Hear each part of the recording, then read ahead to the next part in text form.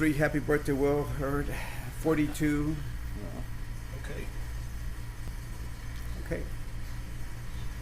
It's always a pleasure to be here with my friend Henry Cuellar to talk about something that's critical to San Antonio, and that's NAFTA. I think passing the USMCA, the U.S.-Mexico-Canada agreement, or NAFTA 2.0, is even more important now as we see this escalation in the trade war between the U.S. and China. USMCA and North American competitiveness is an opportunity to change global supply chains in order to compete with China, which makes this even more important to get USMCA passed sooner rather than later. It's a pleasure working with Congressman Cuellar on this. I'm part of the Republican whip team to make sure we have the Republican votes to get this done, and hopefully in the fall we get this done so that we can move on to other trade issues. Yeah. And I want to thank Will, because Will and I have been working together in a bipartisan, and one of the issues we've been working on is making sure that the trade agreement between the U.S. and Mexico and Canada is done. It is vitally important that we looked at the NAFTA 2.0 to get this. And I think will address some of the issues. You saw China took some added more tariffs this morning to American products, and you can talk about the president's tweets. I really don't follow his tweets, but anyway, and what he said today to American companies, which makes this trade agreement more important. Every day there's $1.7 billion of trade between the U.S. and Mexico, and that is that means that every minute there's more than $1 million of trade between the U.S. and Mexico. Just down the river, down the road, I-35, you have Laredo, that is now the #1 port in the whole country. We surpassed LA. 16,000 trailers a day, 24 trains a day, 125, 150 buses a day. That's tourists that come to San Antonio, to La Cantera, North Straw. And we've had over 19 million Mexicans a year that come over to spend over $20 billion, and a lot of money is spent here in San Antonio. And I'm just speaking to the choir because I think you know this in the Northwest area and all of San Antonio. So we have to get the NAFTA. I feel very confident that this fall we will put it to a vote. As you know, Nancy Pelosi has put this task force to look at 4 issues that some Democrats are looking at. That is labor reform, enforcement, the environment, and pharmaceuticals. Some of them have been addressed already. Let's talk about labor reform. What Mexico has done, and I think we should have copies of what Mexico has done, their historic labor reform. And I think people that are interested on that should be extremely happy of what Mexico has done. On the enforcement part, we've been to Mexico, and Will knows this very well. We've told the Mexicans, hey, you got to put enough money in your budget so you can hire those labor judges to make sure that the enforcement part of it. And next month in September, their Congress will come back and they're going to put a budget together. And we've asked them to make sure they're comprehensive. And then by November, they should have a budget that will show the enforcement part of that. There'll be some enforcement provisions on the U.S. side, but they're interested on what's happening on the other side. Pharmaceuticals, that's more something that has nothing to do with the Canadians or the Mexicans. American companies, they wanted to have certain length of time for protection. But let me talk about the environment. San Antonio will play a key role with the Nat Bank. As you know, water, sewage needs, the Nat Bank handles that. Will and I are working on the reauthorization of NatBank. Our understanding is that next month when we go back, the committee will kick out the reauthorization of NatBank. And that is good news because we'll send it over, pass it on the floor, send it over to the Senate. Senator Cornyn Feinstein will work on that. And that reauthorization for the NatBank is important for the work and the mission that they provide. Plus, once they get reauthorized, we can go back and add more money for the capitalization so they can do more projects to address water and sewage issues on both sides of the border. So we're working on this together, and I just want to thank Will, because Will has been a leader. He's working on the Republican side. I'm counting the votes on the Democrat side. I can tell you this quickly. I've worked on CAFTA, I've worked on the Colombia Trade Agreement, Panama, South Korea, TPA also. There's a different feeling this time.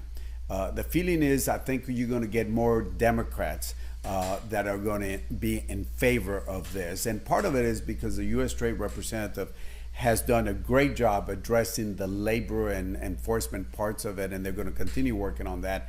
My understanding, there are proposals, and once the administration okays on that, then we can move on this pretty quickly. So, I feel that we'll have a vote in the fall. I can't say if it's October, November, December, but we'll have a vote on the fall, and it'll be positive. Democrats and Republicans working together. And certainly, I want to thank Will for his leadership.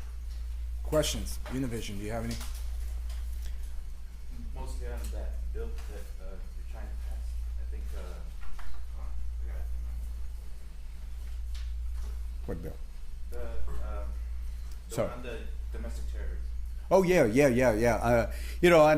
There's different things that we need to look at. First, we have to look at red flag legislation. That is, if there's an issue with somebody, then you need to get that quick order to take weapons away from them. So the red flag legislation, I'm hoping we can do it. There are two pieces of legislation already on the Senate side. The background checks, the background check and the enhanced check, certainly they need to look at that to get it passed. The other one is domestic terrorism. As you know, the law calls for international, but there's nothing for domestic terrorism on penalty and on investigations. And I'm going to have Will talk about investigations because that's his background, and he explains this very well, what we can do on that. As you know, last year, Senator Cornyn and myself and Will, we passed the fix the NICS on that. What happened here, the shooting in Sutherland Springs where the Air Force should have caught it. I think it was 6 different times. So we put money and we put some language there. So we passed that last year. So there are certain things that we need to look at this year. But I think on the investigation part, Will talks about a Secret Service study. I'll look at a Department of Justice study that looked at all the mass murders that we've had since 1966. And I'll just say this point, but Will is very articulate. I heard him a few minutes ago about another study. Almost every single time, those bad guys always telegraph what they're going to do. So we have to be able to get that information and stop them before they do anything. If you look at 3 cases, what was it, last week? Mm-hmm. They stopped 3 cases because they were able to stop them. So we have to do a better job not reacting, but actually taking a preventive step and trying to stop them before. But Will is very articulate. I heard him a few minutes ago. Go ahead, Will. So Secret Service did a study in all the mass casualty events that happened in 2008. In every case, the shooter said something or did something that was made aware to other individuals. And in 3/4 of those cases, a second person or a third person commented about that individual. So the way we have to be an area where we can be focused is on disrupting the attack before it happens. And those 3 cases this week is a perfect example. We should be having algorithms sitting on the social media side on those servers to help FBI tip and queue potential leads. FBI right now is already overwhelmed with the number of leads that they're getting from social media. And we need to make sure that they have the tools and the technology necessary in order to prioritize those resources, because oftentimes something as simple as a police officer showing up, knocking on someone's door and saying, "What are you doing?" is enough to disrupt one of these types of events. And so this is something that, working with DOJ, FBI, and the social media companies, we should be able to get those tools. Who's next? No? Sir, do you have one? Okay, sir. What are the odds of ever getting a ban on assault style or rapid fire weapons on Capitol Hill? I can tell you, I think it'll be extremely difficult to do that. I think the other things, if you look even at national Democrats, what are we pushing right now? I'm talking about the House, not the presidential. But on the House, we're pushing the background checks and the enhanced checks. And certainly we worked on the next fix last time. Certainly we want to look at the red flags, or certainly we want to look at the domestic terrorism. Certainly we want to make sure, I know Secretary Kevin McEnany is asking for more money so they can do the intelligence part, so they can stop, as Will said, because almost every case, there's always something. There's a common, the Department of Justice study had different things. I mean, there's a couple of things. I mean, one, they had that individual had some sort of abuse or some sort of problems when they were young. There was always some event, whether it's a divorce or lost a job or something that kind of triggered them off. There's always something that triggers them out, but the most important thing that is most of the time they telegraph what they're going to do. So we're going to be looking at doing that. But I can tell you, on the National Democrats, I mean, I know there are folks that want to ban certain weapons or high capacity, but I think it's going to be difficult to pass on that. This is a complicated problem. There's no one-size-fits-all solution to this problem, and that's why we got to work on all the different elements of this. I was one of the 8 Republicans that voted for the enhanced background check legislation earlier this year. That's something that hopefully the Senate will pick up and evaluate. We should be preventing guns from getting in the hands of certain people, and we can be a pro-Second Amendment like I am, and against people shooting up schools, churches, malls, and theaters. And so this is why the prevention piece is where I'm focused. That's my background and experience, so that we can disrupt these activities before it happens. Sir, do you have? Yeah, and let me just add, there's a big difference between mental health and racism. The domestic terror. I mean, sometimes people kind of put that together. There are people. Like the guy that went all the way to El Paso. That guy was hate. I mean, you saw the manifesto, but I know some people kind of mental health and all that, but there's a difference between that and pure racism on that. So kind of back to trade. So we've seen sort of the rise in trade protectionism, kind of particularly with those Warren Bernie Sanders, also president, obviously has been the most trade friendly. So I'm curious, as Texans, like how's it been sort of trying to extol the virtues maybe of free trade, or what's it been like kind of as this sort of anti-free trade has kind of come up in the national debate on both sides of the political spectrum? Let's start with our home. The U.S., Mexico, and Canada, we build things together, right? Plain and simple. And we have to continue to make the case of the importance of international trade. 14 million jobs in the United States of America are based on international trade. China economy will become the largest economy in the world, but it doesn't need to become the most important economy. The United States of America is the most important economy in the world, and we need to keep it that way. And the way we ensure that it continues is by enhancing our relationship with allies. We should be looking at NAFTA as a way to increase North American competitiveness in other parts of the world in order to counter what the Chinese are doing. This is, why do we have 70 years of peace and prosperity in Europe? It's because of NATO, an alliance like that.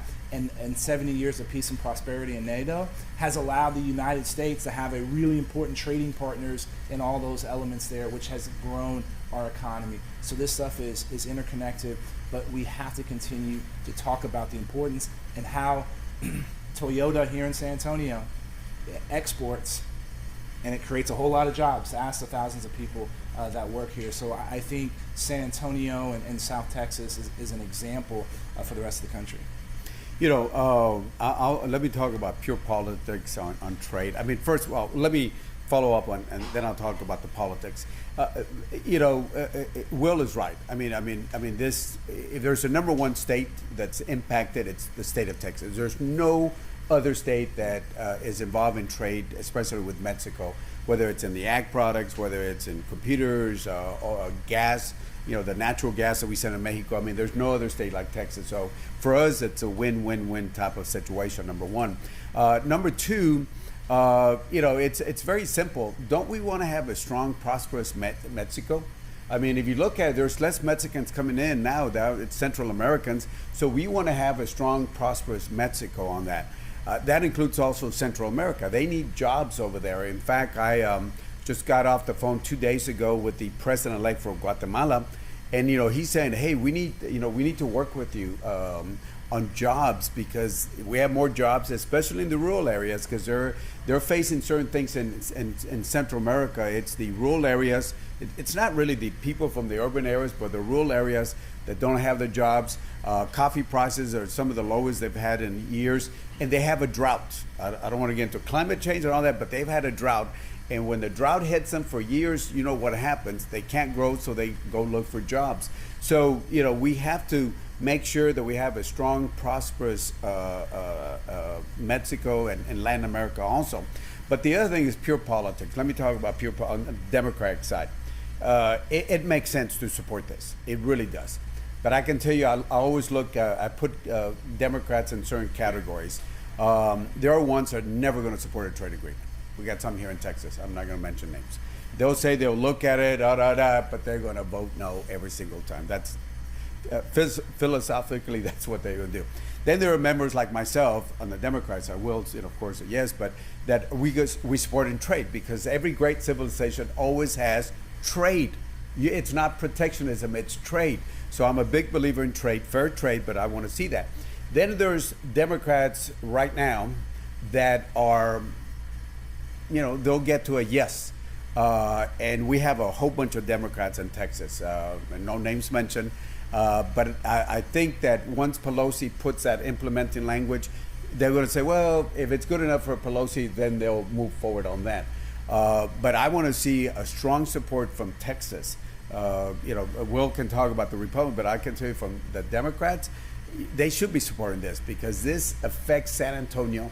This affects the state of Texas like no other place on that. I mean, think about it. $1.7 billion of trade every day. Laredo handles almost 60% of all the trade between the U.S. and Mexico. I know what it is to see trade. 16,000 trailers a day, 24 trains a day that come through here. Also, the 125, 150 buses a day of Mexicans that they want to shop here at the Nordstrom or La Cantera or whatever restaurants and all that. So I mean, it's important to understand that Mexico, we should see Mexico, the Rio Grande, Rio Bravo, not dividing two countries, but uniting two countries. And I want to see a strong, prosperous Mexico. Quick follow-up: do you think Democrats are hesitant to give Trump a win on something? It's interesting. The reason I handed out those numbers, I have not heard one single Democrat, and I've talked to most of them on the floor, and I've never heard, and I'm sure there might be somebody that haven't said it, well, we don't want to give Trump a win. It's all personal to their district. Because if they have somebody complain about tomatoes, or somebody complain, and I'm glad they worked that out, or they have, I don't like that they're going to inspect 92% of them. I got a text from a big company here that deals with tomatoes from Mexico last couple of days ago. Hey, thank you, I'm glad. But they have to inspect it. They're making it difficult. Avocado, if they would have stopped avocado sometime, that would have been a border crisis. That would have been a crisis, a real crisis. So, I mean, there are, there's reasons why we ought to support of this, but I haven't heard them say, oh, it's a Trump. It's more on, well, sugar says this, tomato growers, in certain areas like Florida and other places. So it's more of that. What is the ag? I was talking to a freshman from New York. Said, hey, can you support NAFTA? He said, well, it depends what my ag folks are. I said, damn, I thought everybody was from New York, but he's the rural part. I said, well, I think you're going to be okay because ag supports this on that. So it's more of how does it affect their district? There'll be 180 Republicans vote for this, probably at a minimum. We need 218 to get this passed. So hopefully most of the Texas delegation will be there. But it's also important to separate NAFTA from what's happening with China. China has been stealing our technology. China has been abusing international rules. China has been operating in nefarious ways. So they are a problem, there's no question about it. But the way to deal with China is not getting into a tit-for-tat tariff war, because tariffs are tax on the American consumer. The American consumer should not bear the burden of Chinese transgressions. What we should do is have a system of reciprocity. If a U.S. company or an investor or an individual can't do it in China, then a Chinese company or investor can't do it in the United States of America. If a Chinese investor can't invest in artificial intelligence in China, then a Chinese investor can't do that in the United States. That doesn't require bilateral negotiations. That's decisions that can be made solely by the United States. That's a way to play tough with China and get them to change their behavior on the international stage. The U.S. and China cannot separate completely from one another because the ties have been going on for way too long. But we have to get China under control, and the way to be tough is to have that level of reciprocity, not burden the American consumer with tariffs. Any final question?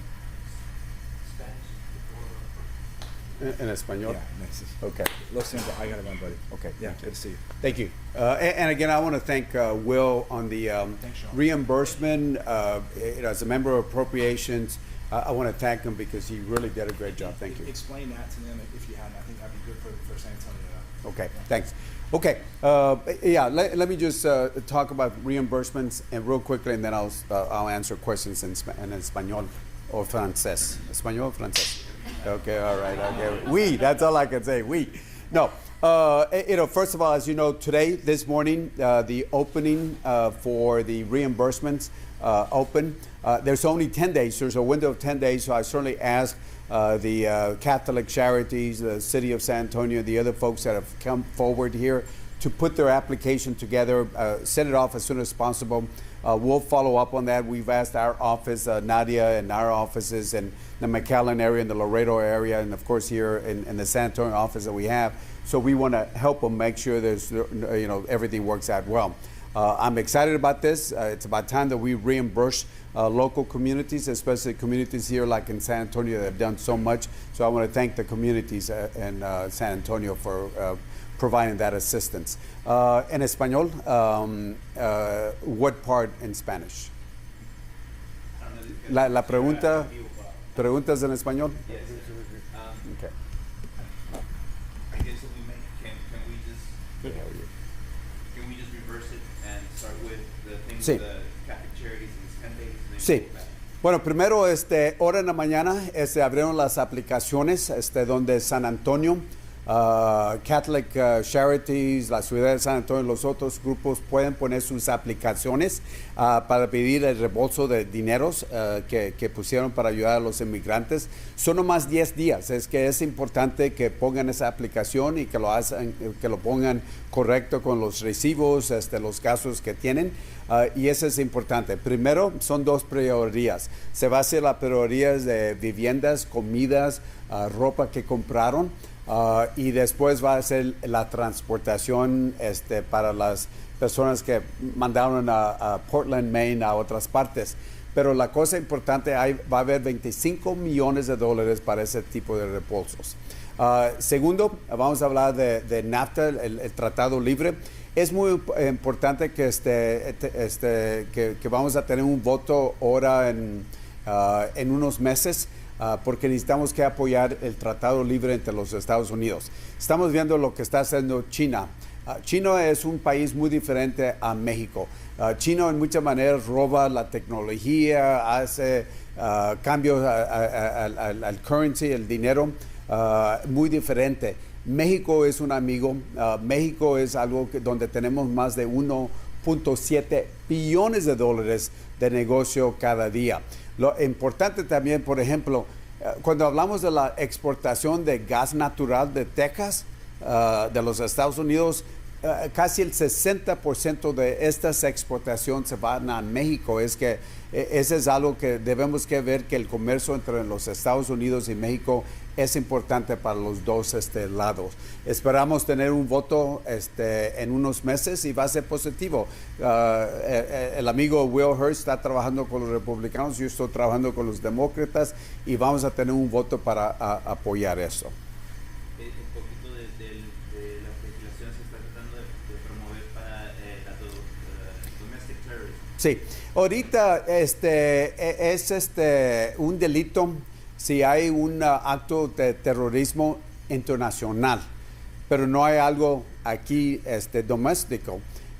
Y por eso una de las propuestas que yo tengo es hacer un delito, una felonía federal, si alguien hace un acto de terrorismo aquí local, como vimos en El Paso y como vemos en otras partes.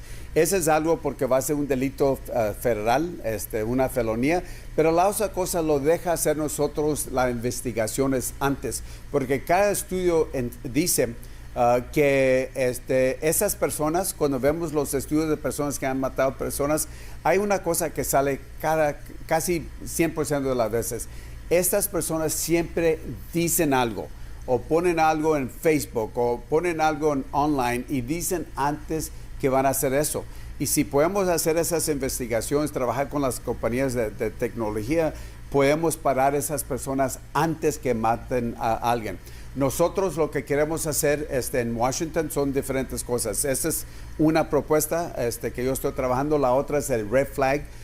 El Red Flag es si hay alguien que tiene un problema mental, le debemos de sacar una orden para quitar las armas de esas personas. Pero es importante saber que el algo mental es muy diferente al racismo. El racismo es otra cosa diferente y es importante notar eso porque hay muchos colegas cuando hacen algo, dicen, es algo mental.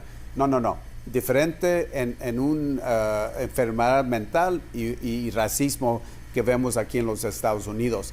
La otra cosa es que nosotros, los demócratas y otros republicanos, incluyendo Will, mandamos ya para hacer el background check para comprar las armas. Está en el Senado y estamos esperando que hagan ese cambio.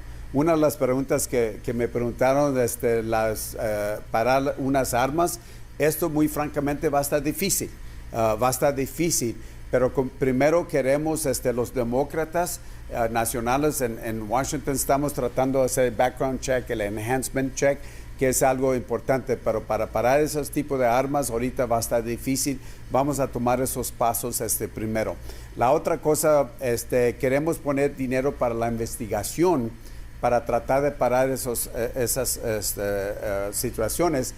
El secretario de Homeland, Kevin McEnany, dijo que quiere más dinero para hacer ese tipo de investigaciones, porque sabemos que ahorita el FBI tiene mucho trabajo y si podemos trabajar con Homeland para hacer esto va a ser muy importante para tratar de prevenir ese tipo de problemas.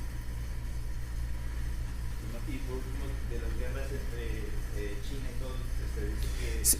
Sí, bueno, estamos viendo que ahora en la mañana China dijo que iba a poner impuestos a 75 billones de dólares de bienes americanos. Es que estamos viendo, América pone uno, nosotros ponemos, sabemos que va a pagar esos gastos, van a ser los consumidores. Y debemos de buscar otra manera de pelear a China.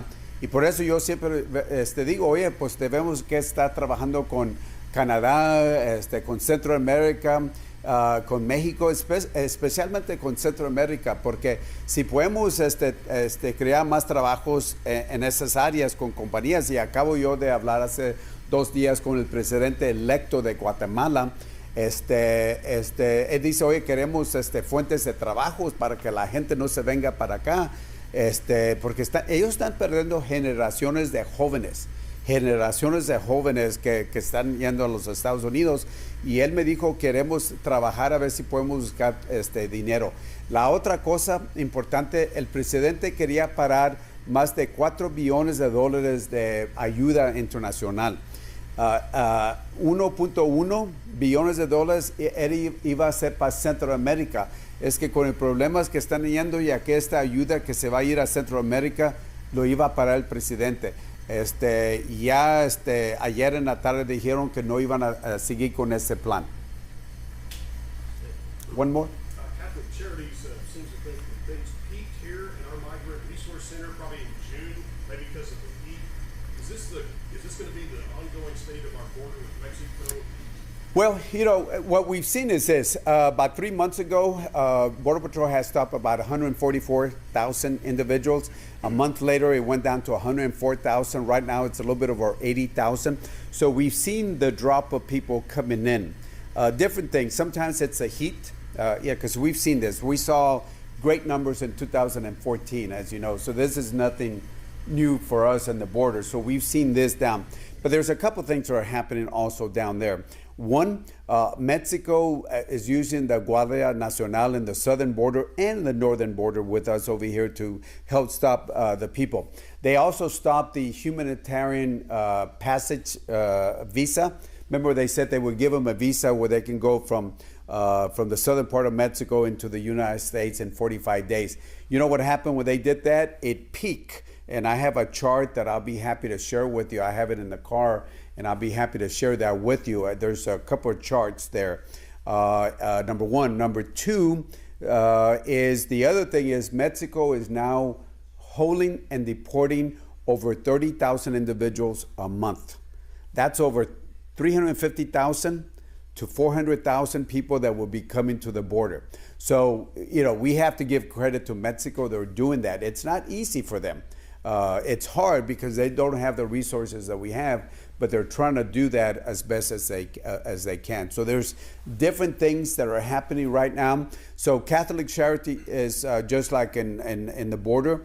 The numbers have gone down, but again, we've seen it go up again. For right now, they're down, and again, I want to thank the Catholic Charities for the work that they're doing.